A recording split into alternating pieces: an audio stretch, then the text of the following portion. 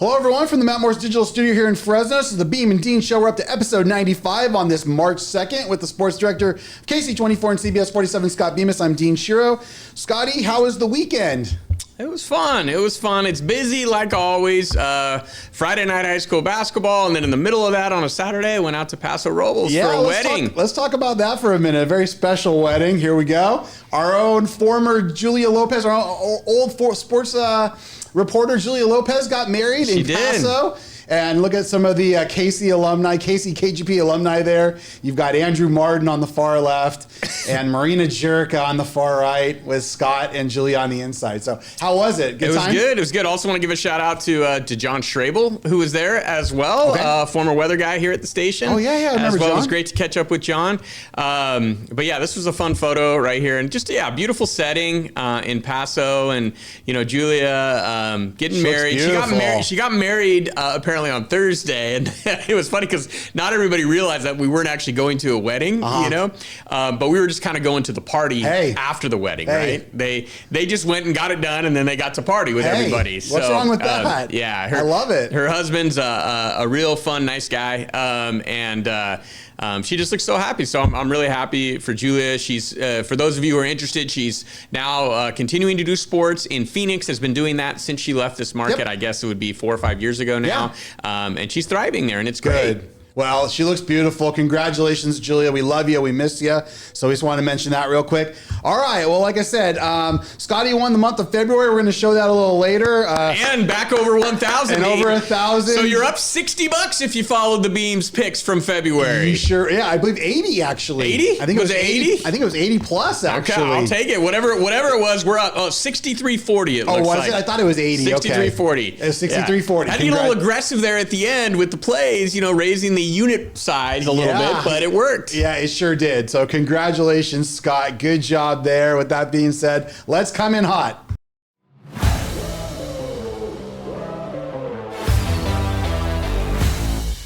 All right, Scotty. Well, I'll go with my topic first here, coming in hot. We've got a big college summit, they're kind of calling it, this Friday coming up. The President of the United States will be leading it. There'll be a lot of dignitaries there. Old former NCAA coaches, NFL general managers. For example, Nick Saban will be there. Urban Meyer will be there. Former players, Heisman Trophy winners, Tim Tebow. I think Tiger Woods is supposed to be there. Tiger's involved. I read. So I guess my question there kind of to you, I'll pose it first, is will it produce anything? And B, if they do, can they finally maybe put some guardrails on college sports, NIL, and maybe the transfer portal? So what are your thoughts on that? Well, I don't know much about this, what's going on here as far as this actual meeting, but I would just argue in general, right? When it comes to anything, when you get people together and you're talking and you're sharing ideas, that can only be good. And especially some of the people you talked about, those are some impressive people.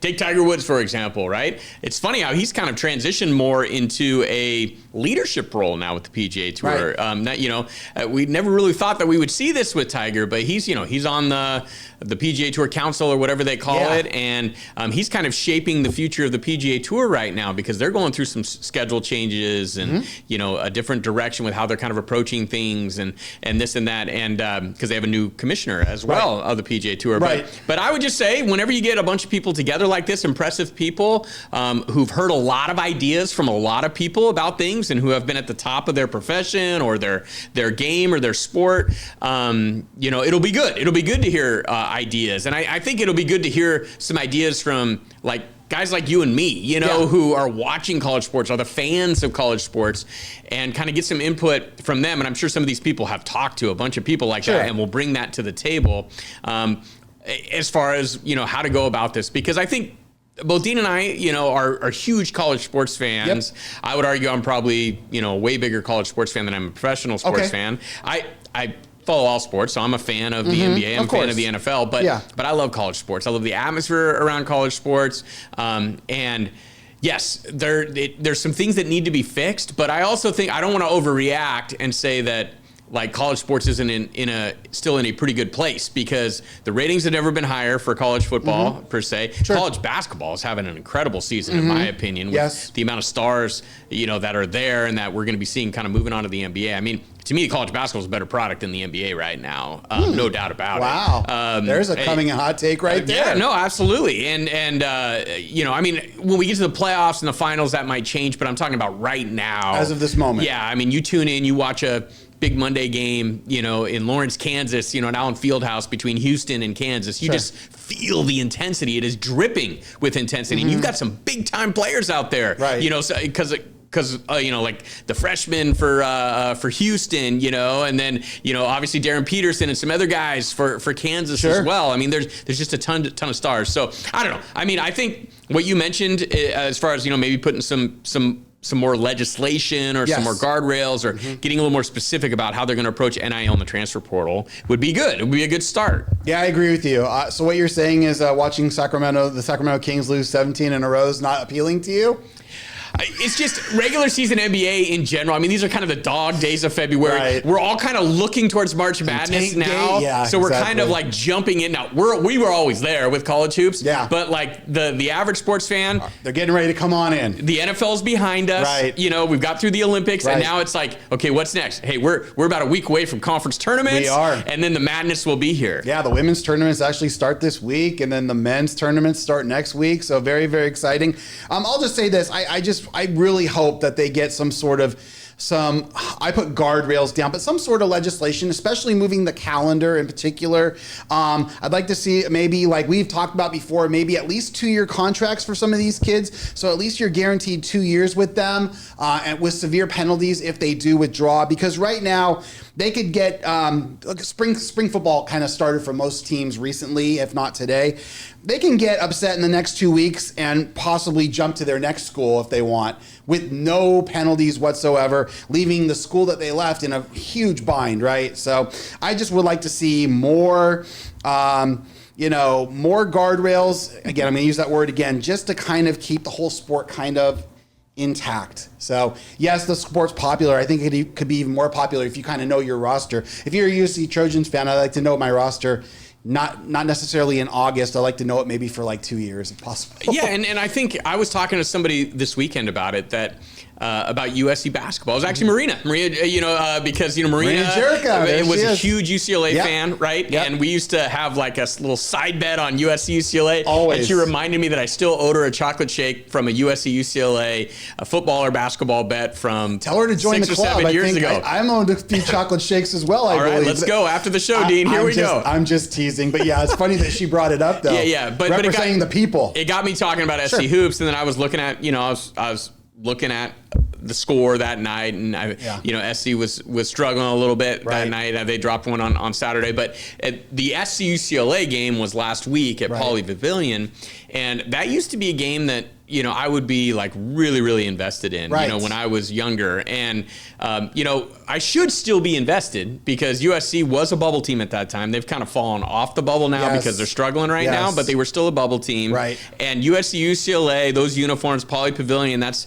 usually appointment television for me. Sure. But it didn't really grab me. Didn't do it, huh? Having said that, part of being in this business, I think after a while, is you lose a little bit of being a fan because you are looking everything through that objective lens, and you're covering sports as opposed to just watching and rooting on teams and this and that. So that is kind of taken a look. And I'm in Fresno now. I'm not in Southern California, so I'm kind of a little bit away from it. Of course. But I also think, Dean, because I don't really have an attachment to any of these players. I mean, it's basically an entire new roster that exists for USC basketball this year. And I don't know if you'll ever have another attachment to players ever again, to be honest with you. If the guardrails do not get onto the side of the road, in my opinion. Yeah, back in the day, did you hear the latest though that Baker Mazar is out? I did hear about that. Yeah, that was a weird deal. So. Well, and that's another problem, right? Is that when things start to go sideways a little bit, and you're talking about 1-year guys who are coming in as Baker Mazar has been at, I think, 4 or 5 different schools at this point. Last you may know Auburn him. before. Yeah, he's a really good player, obviously. Very. He's going to get an opportunity in the NBA. He's got the length and athleticism to do it.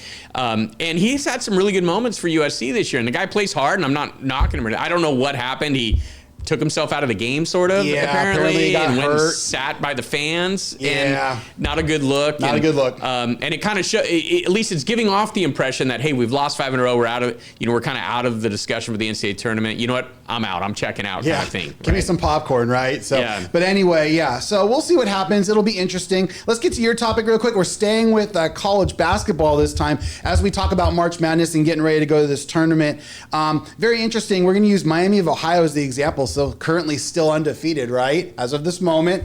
But if they stub their toe, let's say in their conference tournament coming up, I still think they would get in, but some schools possibly wouldn't, even being undefeated in a really bad conference. So Scotty wants to propose something about winning the regular season basketball tournament, possibly getting you into the dance. Well, this is something that I think I've talked about before on the show as well. I'm actually a guy who's not completely anti expanding the NCAA tournament. If they want to expand it a little more, like I know everybody just jumps on crazy and like, no way, we can't do that. What's the point of expanding it more? To me, I'd be okay with expanding the tournament more if it meant that more of these mid-major, teams that have had terrific regular seasons get an opportunity to play in the NCAA tournament. Yes, I don't want to expand it to 96 so the entire ACC, SEC gets in the big dance. I have no interest in that, right? But if we expand the tournament to say 76 or something like that, and that means Miami of Ohio, that means a 4th and 5th team from the Mountain West, gets into the tournament. That maybe a second team from the Big West, gets in there. Yes, I would love that. I would love that, and so like I'm not completely anti against expanding the tournament, but you got to expand it to include the right teams, teams that are deserving, in my opinion. Right. And that's not what they're probably shooting for. Yeah. They're looking to expand the tournament so they can get all 18 teams in the Big Ten. Yeah, Colorado will be a 24 seed. Yeah, exactly. And so they're losing by 40. So I don't want to expand under that scenario. I understand. Although, it would mean more in basketball, and I'd be in favor of that, to be honest. But this is one thing that's always bothered me, is a team like Miami of Ohio will go through an entire regular season, dominate the MAC. They're undefeated in the MAC right now. They got a super scare, I think it was on Friday night against Western Michigan, where I'm watching that game, and they're down to a 10-17 Western Michigan team late, Right. And I'm thinking, yes, they could probably take one loss in the conference tournament, like if it happened in the championship game, and still get in, like you're saying, Dean. I think you're right. But if they take 2 losses, they lose this game here and then lose in the conference tournament, it's starting to get really dicey for Miami of Ohio. So I just don't understand why we put all our eggs for these mid-major conferences, into 4 or 5 days. Yeah, into 3 days, and a lot of times they don't even get that much of an advantage in the conference tournament. Like we've talked about it before, the West Coast Conference does a great thing. The double bye where they reward their top 2 regular season teams with a double bye to the semifinals. And so I love that. Yes. I am a huge proponent of that. But it's just, why not give an automatic bid to the regular season champion from these conferences as well? And maybe you expand the tournament a little bit to accommodate that. And under that scenario, I don't think anybody would have any problem with a slight expansion. Well, maybe people would. I don't at all. The more the merrier. I shouldn't say anybody. I wouldn't have a problem with that. I don't either. There is a lot of talk of people are like, why do we keep expanding tournaments? You got to remember that there's 360 some odd teams in college basketball in Division I. Right, and then the top 68 of those teams, it's a very, very small percentage, And honestly, if you go to 74 or even 86, it's still not an outrageous number. You're still not going to have a 24 seed, from the Big 12 that's 5-11 in conference.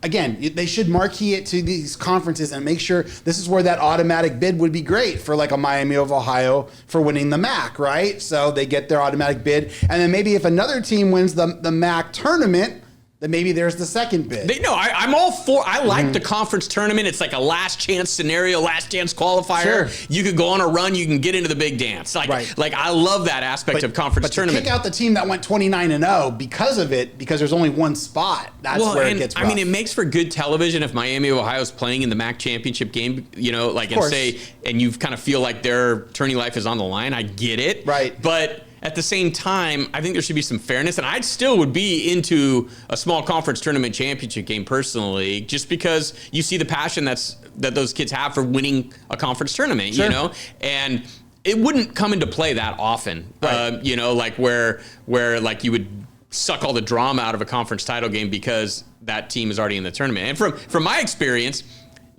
why do in some of the bigger conferences, there's 6, 7, 8 teams that are already going to be in the tournament, and they know it going into their conference tournaments. Right. And from my experience, they still continue to play really hard in those conference tournaments because they want to win a championship. That's right. You win a championship there. You get to lift up a trophy, get to cut down the nets, get to put the hats on, the shirts, and everything else, right? The sign up. Yeah, there's something about that. And so, I don't know, it's just something that has always just kind of bothered me. I mean, the Mountain West, take them, for example, right? I mean, I think Utah State, San Diego State kind of fighting it out for the regular season title. Right. But San Diego State, not necessarily in the tournament right now. Right. I mean, I'd have to look at the latest bracketology to see. Yeah, it's probably not, though. You're probably right. But that'd make these final couple weeks of the regular season awesome. Right. Because you're like, that battling it out for that regular season championship in some of these mid-majors because they know their big dance, shot is on the line there. Right, exactly. All right, well, let's stay with the Mountain West Conference. And one team you didn't mention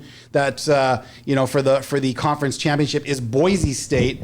And Boise State was here over the weekend. The game was on CBS 47 and on the KSEE24 CBS 47 app. Very disappointing. I know you were probably in travel or at the wedding already, but very disappointing performance, for Fresno State over the weekend. Great opportunity, good crowd. You're on television locally and pretty much lay a complete egg. It was really disappointing. So, did you get to see any of it? I'm sure you probably saw the highlights. What are your thoughts? I read about it. I saw the stats. I saw the highlights, the 4-minute highlight package from the game. And I saw, looked to me, just looking at the numbers, having not watched the game, I'd be interested to get. Did you watch the whole thing? I did. I did. Yeah, I did watch the whole thing. I mean, it looked like they got killed on the boards, according to the stats, right? In the end, and Boise State killed them on the offensive glass as well. And that's been a problem all year long. And I mean, I do think this needs to be said that they are dealing with a rash of injuries here late in the season. I mean, they've basically had 2 starters taken out of the rotation and a key, sixth man of sorts is out for the year as well.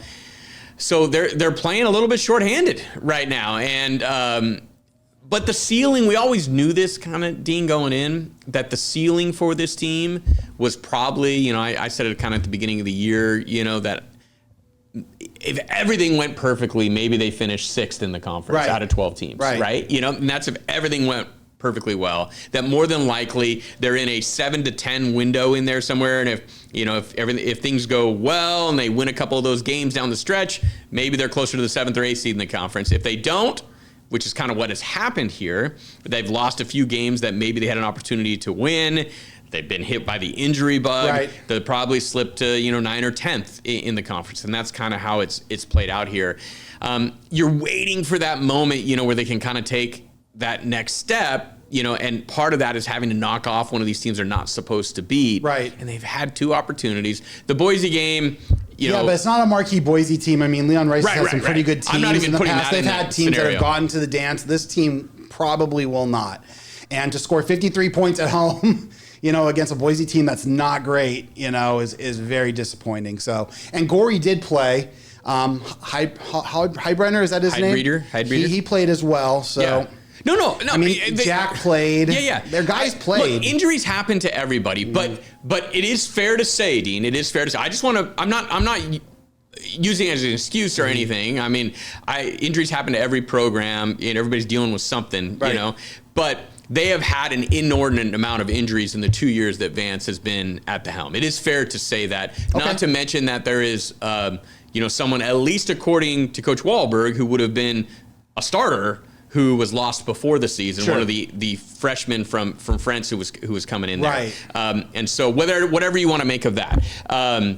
I mean, there have been some signs of progress this year, obviously, but no, there hasn't been enough. There hasn't been enough. And I think you see the look on Vance's face, on Coach Wahlberg's face when at the end of that Boise game, you just see he was incredibly disappointed. You see he's just kind of resigned to, gosh, another one, and I mean, Fresno State's going to have to make a decision here, how do they want to play this? Right.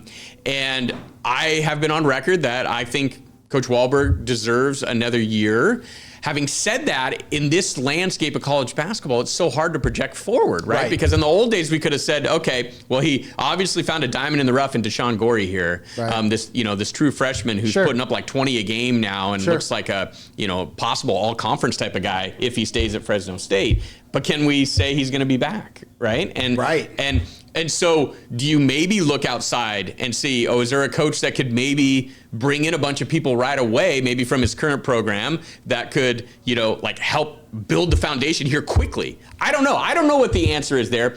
The hard part is Coach Walbrink has a 3-year contract, right? And if he goes into the next year, in the final year of his contract, he's kind of in a lame duck scenario. So you got to make a decision one way or another, in my opinion. Yeah, I agree with you, and I'm not saying he should be terminated either. I'm just saying it was just disappointing. You lose 69-53 at home. Tough one. All right, let's talk really quick. Valley Championships were this last week. Pretty darn good weekend for the Clovis boys and the Clovis West girls, huh? Pretty good. I mean, St. Joe's came in, did their thing. We kind of knew they would. But I mean, if you go to, we talked about the Clovis West girls. I mean, amazing. What, 14th? 14th in a row. 14th in a row. Central section title. That's pretty amazing when you think about it. That is freaking amazing. And what they've done on the state level and, as far as being a public school, because, when they get into this open division, like they're in again now, right? They're dealing with Archbishop Mitty, which is a private school, like in the Bay Area. St. Mary's, I believe, in Stockton is a private school, right? And so they're dealing with all these there are occasionally a public school or two that is in the bracket with them, but what a public school has done, that they've built this machine is what it is, right? And I had a feeling that that they were going to rise up at Selland Arena, and they did. Well, yeah, when Coach said, hey, we're being disrespected, I'm sure that message got relayed to his players as well. So usually the acorn doesn't fall far from the tree. I mean, you saw, right, when they had the score of the Clovis game up at practice, right? And that's not taking anything away from Clovis. I would have had the game on video. I would have had a little monitor with the video playing in the back as they're shooting buckets. But that's just me. So, but hey, great job getting it done. But how about the Clovis boys? Yeah. I mean, Friday night. D2. I'm excited for the Clovis boys. There's a real Bulldog connection with that staff too. Right. Their head coach is a former Bulldog, Lee Mayberry, who played at Fresno State. Yeah. One of their assistants is Noel Felix. Yes. Remember him from the Tarkanian days. Yeah. And Damon Jackson Jr. is one of the players. In addition, Noel's son is on the team as well, right? So it's kind of cool what they've done there. I will admit they are fortunate. In this new way that they do seeding, competitive balance, base divisions, that they ended up in Division II. Right. I mean, I knew once I saw them in Division II, I was like, wow, they're going to be super dangerous in Division II, because, I mean, they lost some close games in the track this year, but they beat Buchanan, who was the number 2 seed in Division I. And so they beat them at home. Right. The game at Buchanan, they lost on a last-second shot. Right. So, I mean, they're legit. So it'll be interesting to watch them in the state tournament. And I think you saw it. I can't remember exactly where they placed them, what division in the state tournament. I'm not sure. I haven't seen yet. I just kind of recapped. I wanted to mention the McLean boys too. How about that? So that's a fun story. That's a great story. Yeah. I love Division 4. Yeah, and I like seeing. It's fun when you see Fresno Unified schools. Yes. Having some success. We don't always see it so much. Not a traditional power either, right? McLean's not known for basketball, so and known for soccer. Hey, by the way, how about that soccer game, Dean? While we're on the topic of high school soccer, how about those Sanger boys, huh? Sanger Clovis, last week for the Division I title at Tom Flores Stadium in Sanger. You were there. I would put it up there as one of the top 10 high school atmospheres I've seen in any sport since I've been in the Valley, from 2014 on. Scott, it was full. I mean, I've gone to a lot of soccer games. Obviously, my son's a senior at Memorial.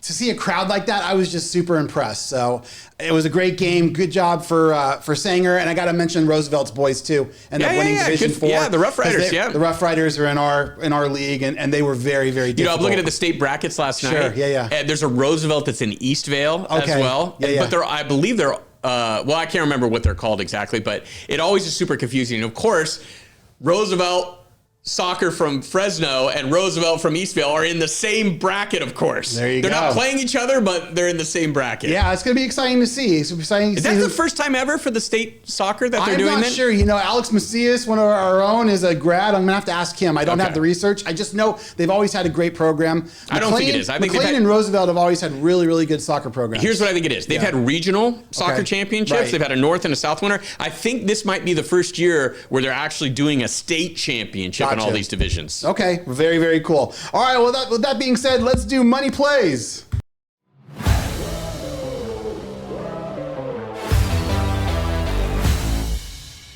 All right, you guys, if you watch this show or you just crawled out under a rock or if you haven't been watching the beginning of this show, it's that time Shame on you if you haven't seen. It's that time of the show to give my man his flowers. Look at this, a 2 for 2, wins February, Love the yellow. comes back from the dead, wins them all, 1,063.40. I thought it was a little higher than that, but 1,063.40, over 1,000. Congratulations, Scott. Great job. 2 really solid plays there. Both those games were like no doubters. Yeah, there were no doubters. I mean, I was texting on that Michigan one early, and like I said, I need you to lose the Michigan game to have any shot. But congratulations, great job on your part. So, who do you want to thank? You want to thank the Academy, or what do you want to do here? Let's celebrate good times. Come on, you know this is. I don't know who do I want to thank. You got a little dance. I want on to thank Saturday my night. wife for allowing me to sit at home and watch all these games on the Plus. Absolutely. You know, Big West Thursday. It was Big West Thursday night. And. Yeah, just, you know, like I've gotten aggressive at the end of months before trying to kind of dig out of a hole, and it's never worked, and I've ended up with 0 once or twice. Yeah. So it was good to kind of dig out of that hole and get back into the positive for the month. Yeah, congratulations. Very good. As for yours truly, I almost got there. I'll mention what my bad beats were in a second, but I hit the first 2 pretty good. I got close on 3, 4, 5, and then 6. I took Cal Poly as well. I probably could have taken them for a lot more than that. Could have gone for, 11.5 or 12. Yeah. Okay, here's the bad beat. All right, so UC Santa Barbara wins by 11. I had minus 11.5.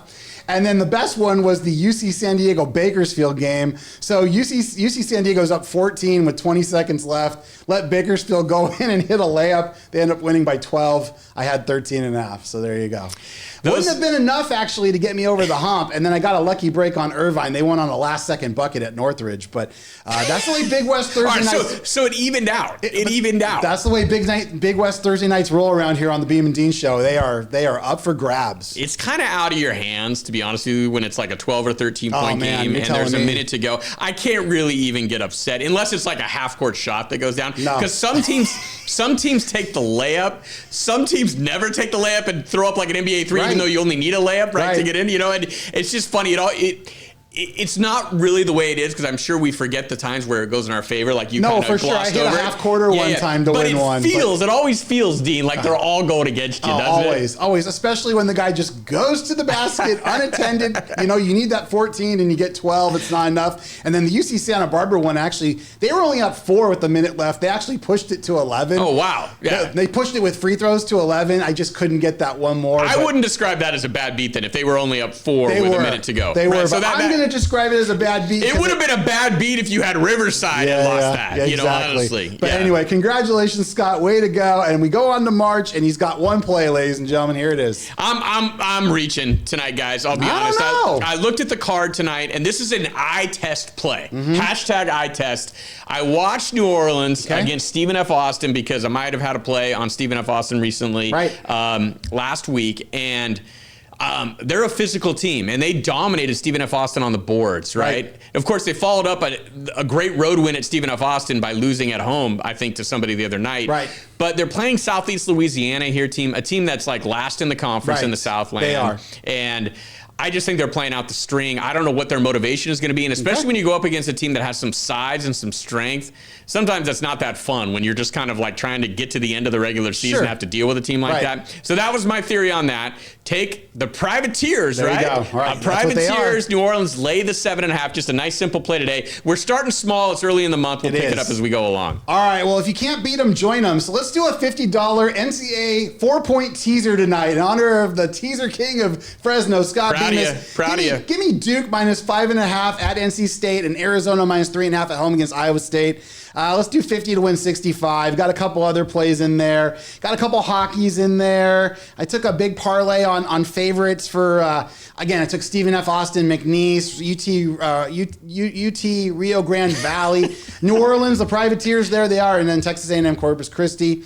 Got another play on Eastern Washington, Portland State from the Big Sky. It is the Privateers, right? Do I have that correct? No, okay, you got it correct. Okay. You are good to go. Absolutely. So, all right. Well, Scotty and I will be back on Thursday. He'll have more plays, honestly, for you. I'm sure he'll come up with a few more since he's our champion. We'll be back. We'll have more stuff. Thanks for watching. This has been the Beem and Dean Show.